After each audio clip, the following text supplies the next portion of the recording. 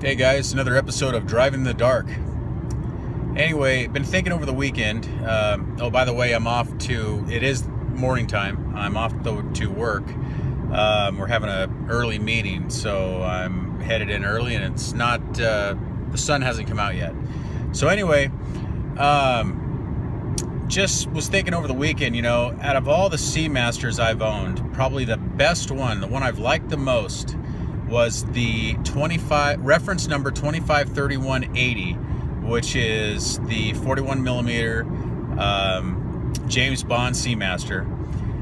Had the 1120 movement, which is a 2892-A ETA. Omega finished it, did some little bit of modification, but not a whole bunch. Okay.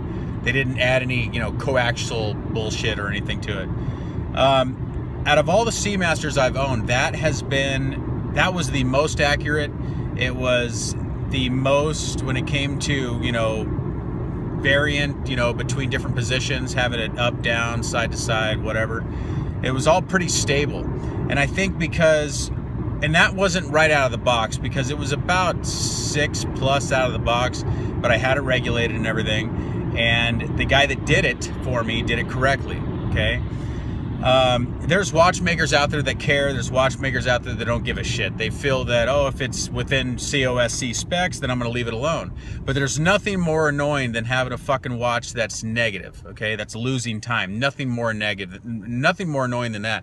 Or there's nothing more annoying than having a watch that's gaining 10, 12, or 30 seconds or a day. That's nuts, okay? Totally unacceptable.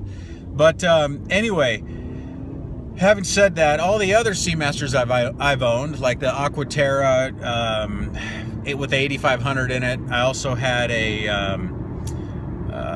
ceramic Seamaster, which was really nice. Finally got that regulated just right, but then I just got tired of the glossy dial, and just too fucking glossy. But anyway, it's not even a tool watch, it's too fucking pretty. But anyway, nice watch though. I can't say it's not nice. It was just too pretty. But anyway, so then I sold it, got rid of it, whatever. Other Seamasters, I've had the 2221.80, which is the coaxial version of the original, blue Seamaster, James Bond one. I've had the quartz ones, a bunch of the quartz ones, still have a quartz one.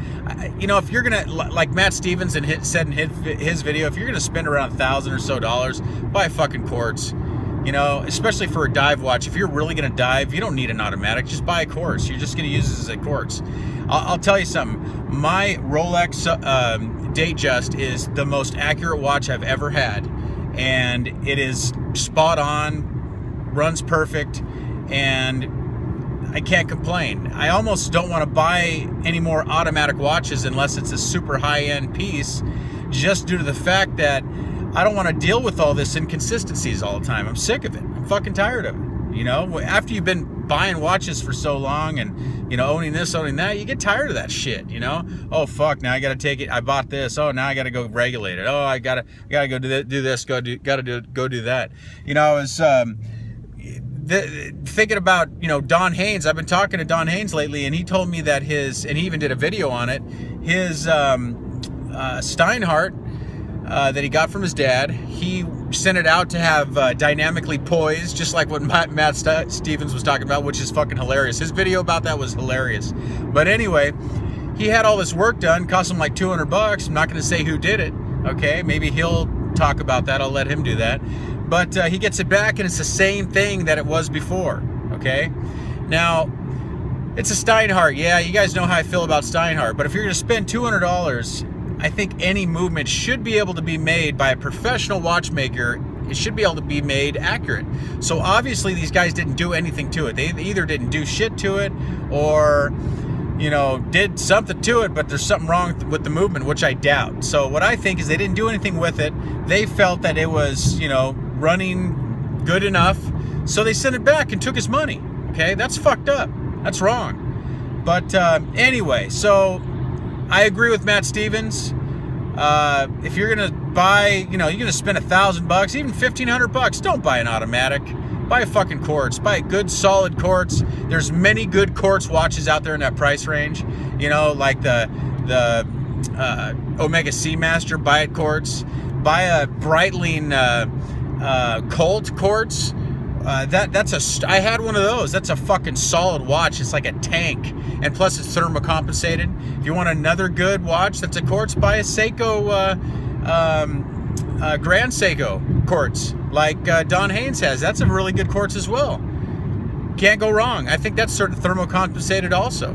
So anyway, hey, you guys take care.